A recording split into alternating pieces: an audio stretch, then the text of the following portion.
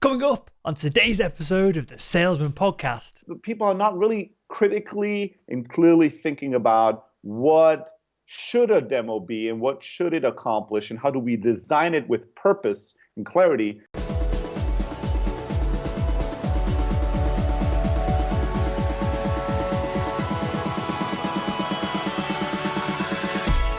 Hello Sales Nation, I'm Will Barron, host of the Salesman Podcast, and welcome to today's show. On today's show we have the return of Steli Efti, and he's explaining why your product demo sucks and what you can do to improve it. You can find out more about Steli over at close.io. And with that all said, let's jump into today's episode. Hey Steli, and welcome back to the Salesman Podcast. So excited. The podcast is growing. I love the new setup. I'm pumped. Good man. Well, you drove a lot of attention to the show last time with the content itself. You're so passionate about it, and so I'm glad to get into this again with you today. And we'll have you more often in the future, hopefully after this episode goes out and sells a whole load of books for you, because we're going to talk about product demos today. I know this is an important topic because I get asked about it. It's the second most asked question after I hate prospecting. How do I do less prospecting and make more money? Which, of course, is a paradox in itself and another conversation. But where I want to start the show, Steli, is I've had a whole bunch of software kind of SaaS demos put in front of me recently. They all consist of a screen share. We're on mic. We're going back and forth. Then a pitch kind of starts. It goes blah blah blah. I start checking my emails as the person's pitching. And at the end of it, it kind of winds to this weird close, but no one asked me for business. It doesn't go any further. There's no action. Why? And it's happened too many times now for it just to be one bad salesperson or one company. Why does this happen? And does it happen because it just works and I'm just missing something here? Why does it happen? Mindlessness. I truly believe that it's just one of these things that most companies, almost all companies, are not really thinking through really, really carefully. And because it's kind of a common occurrence, we all get away with it, right? because we're all horrible at giving demos, we all kind of get away with it because people have such low standards on what to expect on a demo. And there's kind of a format, even if it's painful, that everybody has just accepted or submitted themselves to, that we're all just getting away with it. It's like a lot of company meetings. If you work in a bigger company, which I'm not, and I haven't ever, but if you work in a larger corporate culture, there's these meetings to talk about the next meeting, where meetings are being decided, and people are just like, they're just giving up eventually, and they're just like, if this is a waste of time or not, I don't know. It's just the way things are. So I think that people are not really critically and clearly thinking about what should a demo be and what should it accomplish and how do we design it with purpose and clarity versus just doing the easiest thing, which is not thinking about it too much and going, well, we're going to click start screen share, and then I'm going to show you everything about my product. And then whatever questions you have, I'm going to answer them all. And I guess we're then done with the demo. Like that's the reason why we do it. It's so easy. Not thinking about something and not working on designing it with purpose. It's just much easier. And because we all do it, we're getting away with it. Definitely. And I want to not just focus on SaaS sales and software sales. So me with medical devices, I used to go in and do demos all the time to surgeons. Again, some of them worked really well. Some of them didn't go so well. Obviously, a SaaS product not working particularly well and a demo is one thing. A piece of surgical equipment not working when it's inside a patient is, of course, quite another. And that's down to training and technique and loads of other stuff that piles on top of this. But Steli, do we have to do so many demos? Because it seems like common sense. Someone shows interest, you want to show them the product, go inside out and explain everything about it, answer questions. But I've sold so much medical equipment without a demo, just on the back of the brand of the company I've worked for, on the back of the customer trusts me to make great decisions, to put the best products in front of them. And a demo would have just added time, added delay, added an opportunity for then the customer to say, well, I'm doing a demo, you'll have to get someone else in. And in the NHS in the UK, that goes to tender and then becomes a massive pain in the arse at that point. So are we throwing demos out there too often, or is it as necessary as what it seems? It's actually that is actually the number one kind of deadly demo sin that people commit is they're giving too many of them, right? We're starting there. So I'm completely with you on this. I think that a demonstration of value via the vehicle of your product, it can be a very powerful thing. But it has its place in the journey of in the purchasing and buying journey or the selling journey. And it's not an absolute must in all cases, right? Just like you described, you were able to sell something very technical a lot of times with very little time spent on actually showcasing that technical product itself. I think that so I think that what people need to do is salespeople need to do a much better job qualifying prospects to understand if it's really worthwhile giving a demonstration, right? One thing I really hate is where websites have a request a demo thing, right? And now some companies test this and they figure out that the type of people that are drawn to request a demo are really high quality prospects, and therefore that's a really good tactic in their funnel, and that's awesome. But a lot of times people just copy that tactic because they saw it on a different website, and then they get these requests and they just mindlessly again go, well, somebody requested a demo, we are by law forced to give it to people. And they sit there and they give a 60-minute demo of the product to then figure out that this person is a student, or this person, for a million reasons should never buy this product. Yeah, whatever, right? And this was a massive waste of resources, time, and a destruction of value. So qualifying prospects, truly understanding, is this somebody that should purchase our product? Is this somebody that we should have as a customer? Is this truly a good fit? Answering some of the crucial questions where you don't need to know all the little details about the product. You can just, a few basic things that would make somebody a potentially successful customer or not. And this conversation needs to happen before you dive into a demonstration of the product. And a lot of times it doesn't. People just go straight to the demo, and then they do the Q&A, and then at the very end they discover, oh, this was a waste of time. This person needs something or is someone that is just not a fit. So yeah, I think that you can dwindle down the amount of demos that you give quite significantly if you're a bit more careful on qualifying people, truly understanding the prospect before you jump into that. Well, let's get really practical about this for a second. Should we be pre-qualifying these people in that they are decision makers? And I'm hesitant on that a little bit because perhaps the decision maker isn't the person who really needs to see the demo. The end user might be more useful to see the demo. Or is there any real practical things we can qualify people on? Because it's difficult to ask for someone, do you have budget? Perhaps before you've even had a demo or phone call and that kind of thing when they're in the scheduling phase. Is there any things that we should be focusing on? My answer is it depends. It depends on what your business, your market is in, and what you have learned through experience, what works and what doesn't, right? So in some cases, you're buying, the way your customers buy is that a very junior person needs to do some research and look at this, and then that you need to sell that person a certain way and convince that person, give that person certain type of data, and then that person pushes up the ladder and then starts another buying cycle, another selling cycle that's completely different with a different set of people, and maybe that's just a very complex buying cycle, usually an enterprise sale type of deal. And if that's the way it is, then you go through these stages, right? And you don't go, this is a junior person, and by default, no junior person should ever be demoed a product ever in any case. That's just stupid. And also similar with budget, but it might be that in your case, you figured out that if you start with a junior person, it never gets to a purchase, that you have to talk to the decision maker. So now when a junior person comes in, the sale you make is not, let me give this person all the data they request. The sale you need to make is, can I get you to get a more senior person into this call or to schedule next call? That's going to be my pitch to you, right? Because I know if we get that, we're going to get this thing moving.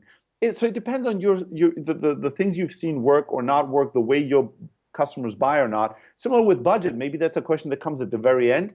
Maybe it's a question that needs to be at the very beginning. Hey, I want to be respectful of your time. When we were running Elastic Sales, which was an outsourced sales service for venture-backed companies, at a certain point, we had way more demand than supply. And one of the way to qualify our customers was we would just put a really high price tag. If you didn't have $50,000 to start a pilot, a 4-week pilot, there was no purpose in talking to you because we would never want to be able to work with you. So we would start the conversation or in an email conversation with, hey, we want to be really respectful with all this demand. We have to select very carefully. There's a few things you need to know. We would only be able to start in 4 months to working with you. A pilot would start at the minimum at 50K and this other thing. Take a look at these things. If these things seem fine, if these things check off, let's take that next step and go further in the discussion. But if not, fair game. But I don't want to jump on a call with you and talk for an hour and then figure out you only have 2,000 for a product that costs 50,000. That's not good for you or good for me. So it really, the answer is it really depends. Are salespeople not selfish enough with their time? Because you alluded to it at the beginning of the show. It's very easy to just get on this call where you're not face to face. Perhaps the other person isn't really paying attention, and you could probably get quite far, I imagine, especially if you're getting near target or hitting it, and have quite an easy lifestyle if you're in the right market with the right product by doing that. But should we be more selfish of our time and only be speaking to people that we know we've got a good chance of closing? It seems like on a sales podcast, it seems like a stupid question to ask, but I know a lot of people listening, and myself in the past as well, haven't done this. So the answer is yes. The answer is not, the way you're phrasing it, I'm not fully in agreement with, because I don't think it's a question of being more selfish with your time. I think valuing time, period, your own and others, a lot higher. Here's a simple secret to life. The more valuable people are, the more the more dramatic the difference in which they value time and the way others do. It's just a simple observation. And if I look at my own life, the way I value my time today versus 10 years ago is day and night. And so are where I am and what kind of value I'm able to create in the world. So I think that too many people don't value their time high enough. And when you don't value your own time, so salespeople are wasteful with their time. Humans in general are wasteful with their time. And hence, they also are wasteful with others, right? If you don't value your own time, you're not going to value other people's time. And so, yeah, in general, I don't think it's just a question of should I only spend time with people I know that I can close. That's not quite the way I would look at it, because that might lead to people going, what is a prospect that's kind of already is so excited and so ready to buy that I don't need to do any selling? That's not what I would ask. I would ask myself, what is a prospect where we could create an incredible amount of value if they purchase my product, both for them and for us, right? That's the one I want to spend the most time with.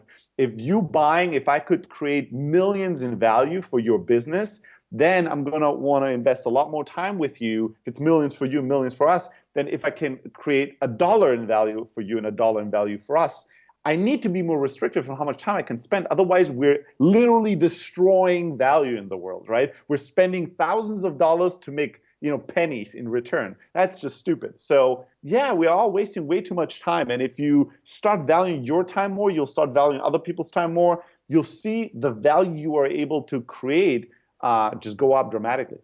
Is this because we all get perhaps nervous of saying no? And I don't know if this ever finishes, because I will say no to more people now than I did, perhaps 5 years ago. But there's certain people that, if they asked to come on the podcast and I was on holiday, if Tim Ferriss rung me and said he wants to come on the Sales and Podcast, I'd probably cut my holiday short to spend time with him for whatever reason. So are we not saying no often enough? And is this a problem that we're going to have forever until we're at the top of this food chain, we're all billionaires, and we don't need anything else from anyone?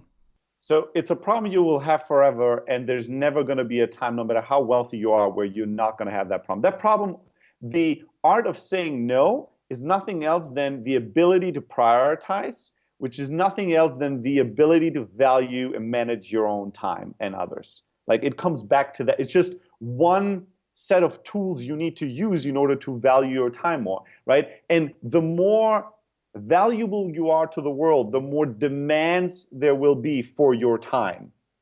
So, Warren Buffett needs to say no to a lot more things than I need to say no to, right? And so he's not at a point where he's just, now life is simple because he doesn't need anything from anyone. He needs a shit ton from a shit ton of people, right? And even more people want things from him.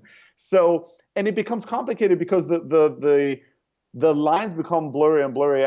Tim Ferriss might be somebody that will get you from a vacation because you know he can provide an incredible amount of value to you and your podcast and also to your listeners.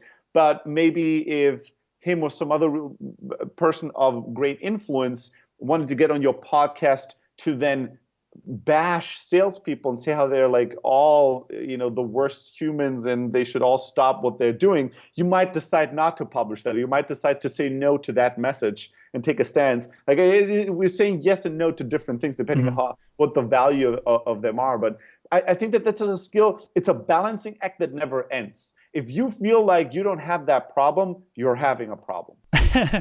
Yeah, I mean, I'd welcome someone to come on the show and bash salespeople because I would drill them to the ground and it'd be a great controversial episode. And final one on this before we jump back into the product demo side of things, because I think this is important. So we value ourselves, which then helps us value our time, which helps us make priorities, and that hopefully then leads to more qualified demos, and the thread goes on to more commission, to happier wife because you can buy her a nice car. How much do we really value ourselves? Do salespeople tend to overvalue what they're putting out into the world and the marketplace, or do they tend to undervalue it? I love how the final conversion was you have a nicer car and your wife is happy because of that. It's very interesting choice. Hey, Matt, we can go. Let's go one step deeper than that. We're all here, whether you agree with it or not, and there's obviously different ways to go about it. But biologically, we're all here to have kids, and then to be worm food after that. So I was joking, talking about the car, but that probably on a deeper level, and we're probably going off topic here, but that drives everyone so much more than what they perhaps give it credit to, and what they realize that most people want to dress nice, have nice cars, have nice things to attract a mate because they're driven by the genes to procreate. It's almost as simple as that. So that is way too much of a rabbit hole to go down. We're struggling already to stay on this demo theme, which we might just throw out because this is more fun. But I really want to go down this road with you, maybe for a future episode, but I'll restrain myself. But coming back to the do salespeople overvalue or undervalue themselves? It's tough to say. I think overall, I'll say this. I think that many of these things are just human issues more than just salespeople specific issues. But I do think that most people are not completely at peace with themselves, not completely okay with who they are. And there's a certain anxiety that drives people to be more, or be different, to be worthy of love, worthy of whatever, right? And salespeople tend to be, in my experience, a stronger flavor of humanity, in the sense that what I see is a stronger divide between salespeople who grossly overplay their insecurities by trying to collect things and be ambitious and have money and have more cars than others, and the ones that have almost this like masochistic, like suffering, insecurity about who they are, and feeling that they're these like the low life and constantly begging for money from customers. And obviously both these archetypes have issues in the world, right? Both of them create some kind of problems. The ones that are like uber playing their insecurities usually do really well in certain sales positions, make a lot of money, drive a lot of revenue, because they're very aggressive about accomplishing these things. And the people that are very insecure, usually the ones that really suffer and fail in sales. And there's tons of these type of people in selling. So I think that salespeople, it is rare to find people in general that kind of a very good balance and a good sense of who they are, valuing themselves really highly, independently necessarily from did I sell this much or this much that month. That doesn't mean that I as a human increased or decreased my value within 2 weeks. Like, it's just stupid. That didn't happen. Like, you're still you're still the same person. But I do think that if you let's say this, let's finish on this note. If you are trying to convince people for a living to purchase a product or make a transaction happen because you are promising them value, you need to do this from a position both of strength, right? So you need to be certain, you need to be strong, and you need to have authority. So you need to believe in what you're saying. You need to project that you have certainty and you have authority. But I do think in today's world, that's not enough. I think you also want to do it not just from a position of strength, but you know, whatever you want to call it, kind strength, in the sense that you want them to succeed. You don't just want to get their money, you don't just want to get the car, but you also want that customer to get value in return, so they keep coming back, and you're able to keep selling to them, instead of having to go kind of just rob people of their money until you run out of people and you need to go to a different place where people don't know you. So you need to be empathetic, right, to what they're trying to achieve. Yeah, absolutely. I think that you need to be willing to say no to somebody who wants to buy your product if you think it's not the right product for them. Like, you need to have that type of integrity, which doesn't mean that you are going, but then you need to tell somebody you are absolutely going to buy the product. And this is not even a question when you know they need your product. Like, you need to have the strength to say, please don't buy my product, just as well as the strength to say, you're going to buy my product, and there's no debate. I'm not even letting you off the hook on this, and it's happening right now. Like, the strength to do both things, not just one or the other. Definitely. And just a quick answer on this, because we'll jump back into probably the final thing we'll talk about with product demos in a second. But is this an ongoing shift you see in the SaaS world, in Silicon Valley, in you know, software sales in general, that the empathetic salesperson with good emotional IQ, perhaps good business acumen on a wider level as well, are they more successful than the quote unquote kind of hustler, the closer, the guy who closes every deal he possibly, or the girl who closes every deal that they possibly can? Is there a shift happening towards that direction, or and I'm kind of putting words in your mouth here, is that a shift that's occurring? Yes, it is. And I wouldn't even say one is a hustler and one isn't, because I would, you know, a lot of people would associate the word hustler with me. And I'm not closing customers that shouldn't buy. A lot of times people that meet me in the street or at certain events come up to me and they go, Steli, sell me on Closer, sell me on your product or something. And I go, fuck you, right? First, you sell me on why, you know, who you are and why you need this. And if you convince me that my product is right for you, then you're going to buy it. But first of all, who the hell are you? And what is your company looking like? And what do you guys currently use? Why would you even want to buy my product? And so, yeah, I think that the hostile and aggressive salesperson, the Wolf of Wall Street archetype that goes out there, and I don't care if you should buy this product or not. I don't care if this is going to create or destroy value. I just want your money, because I want to have the biggest car, the biggest house, the biggest watch, and I want to crush everybody, and I want to be as rich and wealthy as possible. That person, the markets in which this works are just narrowing in globally. Because the problem is that today, when you do something and somebody's unhappy, they can just write a tweet or write a review or write a blog post, and it will live forever for everyone on this planet to access in a second, right? So that kind of destroys this model where I used to just come, bully you into a purchasing decision, and then when you wake up tomorrow and you're kind of like regretful, you know, bad luck. You can tell your mommy about this, but nobody cares. And I can go to your neighbor and do the same thing. And maybe at some point the town knows about me and I have a bad reputation, but you guess what? I'll move to the next town. And nobody knows who I am, and I can start fresh. Well, that doesn't work anymore. And in today's world, in Silicon Valley, as a kind of like, you know, I like to joke when I travel from Europe back to Palo Alto, I do set my status on Facebook as Back to the Future.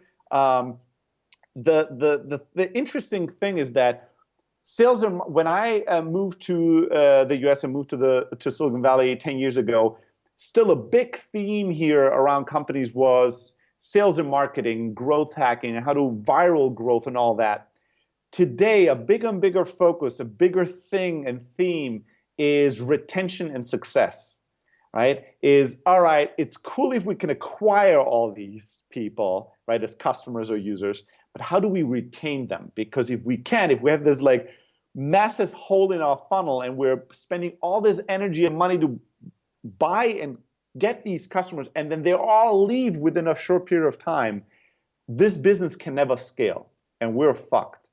And It's funny. It started more in the B2B space, right? Because their retention was a bigger thing. We wanted to renew these customers to renew because getting somebody to renew is much a bigger deal than to and is much cheaper than to get somebody new as a customer. But now even in the end consumer space, I have people that are experts in mobile apps, and new kids come up to them and they go, "Hey, I have a new mobile app. We launched it. It has 100,000 downloads and all that, or 1 million downloads." And the first question my investor friends ask are things like, "Okay, cool. Well, what's your retention? What's the daily active usage? 1 million people downloaded this app. How many people logged in a day later? How many people opened the app a week later?" And if these numbers don't look good, it's meaningless that you had 1 million downloads. And so that is, I think, in this world and in the future, will become more and more important. And the way this is meaningful and important to salespeople is that if you sell to people that will not be successful with your product, it's going to make your life incrementally harder every single day with every single customer until you're fucked, like until you can't do this job anymore. And then you have to find a new job. And that's not a good place to be in. So you'll have to learn to only sell when people are successful and when you're convinced that your product is the best solution for them. Dude, you've nailed it. I think that's going to be pulled out and be a separate video in itself. I really appreciate that, Steli. And a final one, mate, before I ask you the final question I ask everyone that comes on the show. I'm conscious of time here because this could be a whole topic of conversation in itself. But should a online demo, in-person demo, whatever it be, should it be here's the product, here's the kind of feature, this is what it means for you, here's the next feature, hey, look, you can click on this box, and obviously you can hear my voice changing as I go through this? Or should it be, hey, should it be a consultative sell, and then, this is how it all fits together, and now you can see it? Well, the way you're framing this, I have no choice but to opt in for option 2. No, but in general, I don't. So there's 7 deadly demo sins that people commit. This is the first one you mentioned at the beginning of the podcast of like giving too many of them. This is another one, which is demonstrating features and functionalities versus demonstrating value.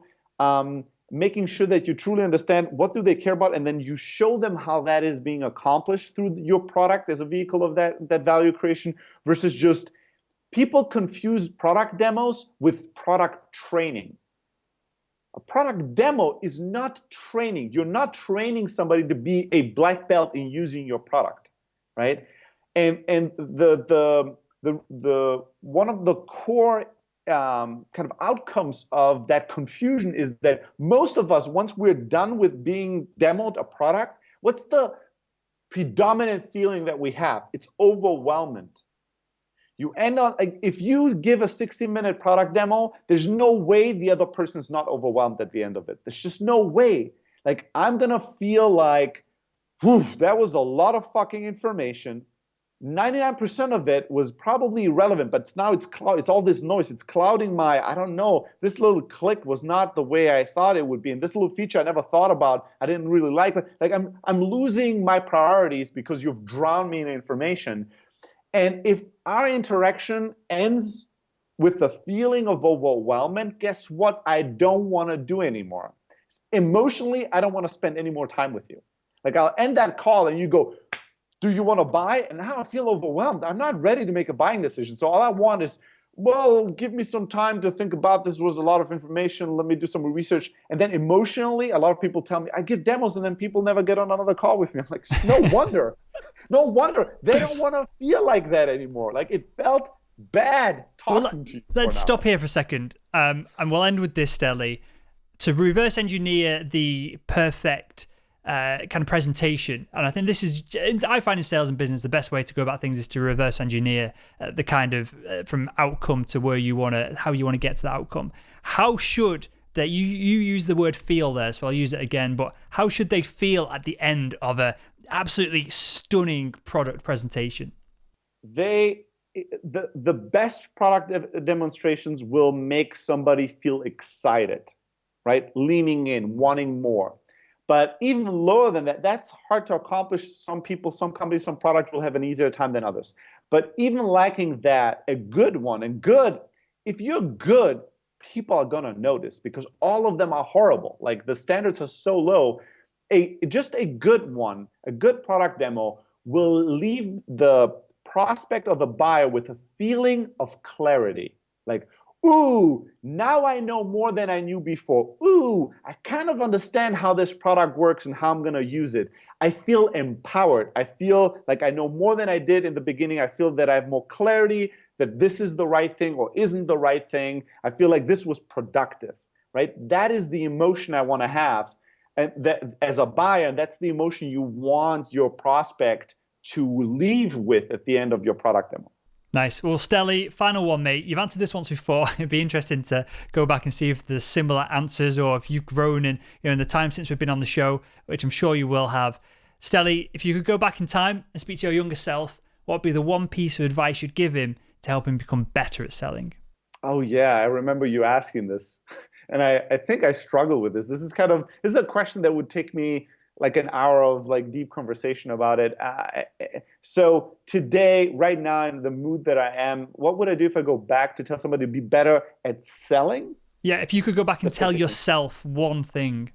To be better at selling. That's actually easy if it's just selling versus like everything I'm trying to do in life. I would tell myself that I need to focus on consistency, and I need to focus on doing small, like checking my ambition a little bit in the short term in order to be able to accomplish all that my ambition has in the long term. So making smaller steps, but making them consistently every single day without exception, versus going for these massive accomplishments in small spurts and sprints that are not sustainable and that let me crash and burn and create a sales career where I have like peaks and valleys way too much. Nice. That's interesting. How does that change in the business world? In the business world, you still want to make, if you're running a business, you still want to make these small steps, or is it more profitable to go after that huge, to spend 6 months moving towards that huge leap as opposed to the steady growth graph? Yeah, I don't think there's one way of doing things in life. So there's many different counterexamples for everything I'll tell you. For me, in business, in life, and in selling, I've learned that focusing on creating momentum through taking very consistent small steps, but never really ending on these steps, like just constantly chipping away at things until it builds an energy and it builds a resourcefulness and it builds a catalog and it builds whatever else until you're able to do bigger and bigger and bigger things in a year and 10 years down the line. You're like, whoa, this thing is growing to this massive thing. Taking these tiny steps and focusing on them because they're much more in your control, it's a much better way to succeed than going, well, I've never done any physical activity in my life, but in 2 weeks, I'm going to run this ultra like Ironman marathon because I need to be motivated by big goals. You're just setting yourself up for failure. You're setting yourself up for things that are not, for actions that are not sustainable. So in everything in life, I now, instead of being goal-oriented and trying to set some really big, ambitious goals, I try to be very process-oriented and think, what are the habits that we can create organizationally as a business? What are the processes we can create every single day that if we do this every day and very, very consistently, there's no way that over a long enough period of time, we're not going to do massive things, right? So to me, this is a general principle of life, not just of selling. Awesome. I appreciate that, Steli. And with that, tell us, you've alluded to it, so tell us a little bit about the book and where we can find it, and then where we can find out more about you as well, because you've got so much content out there. Yeah, so the book is called Product Demos That Sell. It's a very quick read, very tightly edited, so you can read it in just 2 hours or so. And it creates a ton of value. If you go to Amazon, you type in Product Demos That Sell, or even just Steli Efti, it'll pop up and you're able to buy it. But since we like this audience so much, since you are my type of people, this is a sales crowd, if you send me an email, we'll make it as simple as that. Just shoot me an email at Steli, S-T-E-L-I, @close.io and say, give me that book, motherfucker, or just say product demo, please, so I know which book you mean. I'll reply with a little link and it'll give you a free copy of the book, at least a digital one. People that want to know, learn more about sales tactical stuff from me, the best place is probably to go to blog.close, like closing a deal, blog.close.io. We publish 2 to 3 times a week, very tactical sales-related content. And for lovers of podcasts, especially the ones that are thinking about startups or interested in entrepreneurship a lot, You can go to thestartupchat.com. I have a podcast with Heaton Shah, who's a very successful founder himself. He's a wizard of marketing. I'm more of the sales guy. So if you're a sales and marketing guy, both CEOs, both founders, both advisors and investors to startups. And we do twice a week, 20-minute episodes about very tactical stuff on the entrepreneur side, but also just out there wacky discussions on how the death of our parents affected us as entrepreneurs and all kinds of other things. So if you like podcasts, you might want to check out The Startup Chat. And that's it.